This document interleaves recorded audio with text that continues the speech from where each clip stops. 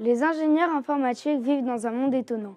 Ils côtoient des pirates, cherchent des chemins d'attaque, font des analyses post-mortem et évoluent dans des conditions extrêmes. Grâce à Monsieur Sacco, nous avons mieux compris cet univers étrange. Il nous a expliqué pourquoi il aime son travail et en quoi il consiste. C'est ma passion, donc, les ordinateurs, l'informatique,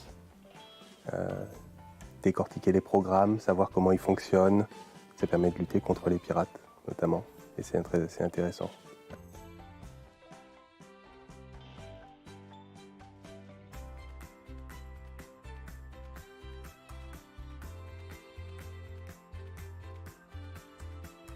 Et c'est une des choses que je préfère à faire ce qu'on appelle du forensics, entre guillemets. C'est Forensique, moi aussi je suis fort en musique, j'écoute du rap. de l'analyse mot à mot post-mortem.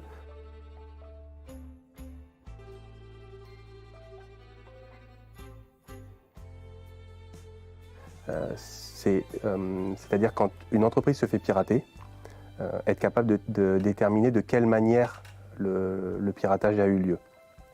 Donc ce qui est intéressant, c'est d'être capable de retracer tout le chemin qu'a fait le pirate pour rentrer dans l'entreprise, pour être capable de corriger le problème.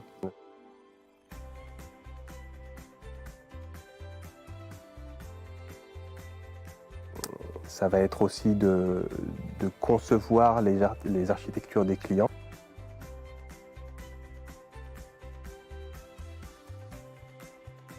Donc savoir de quelle manière installer les différents composants informatiques pour que tout le monde puisse travailler. Dans les cas où j'ai à intervenir dans les data centers, donc les salles où se trouvent de nombreuses machines. Là, l'ingénieur informatique doit s'équiper pour affronter des conditions extrêmes. C'est très bruyant. Et à l'entrée, généralement, ils donnent des boules qui ess pour pouvoir se mettre des bouchons dans les oreilles avant de rentrer. Parce que sinon, si on doit y rester 3, 4, 5 ou 6 heures parfois, on a vraiment mal à la tête à la fin. En plus, il y fait froid, puisqu'il y a des gros climatiseurs qui soufflent en permanence pour que les ordinateurs ne chauffent pas trop. Donc, dans ces cas-là, c'est bruyant. Finalement, être ingénieur informatique, c'est être aventurier dans les temps modernes.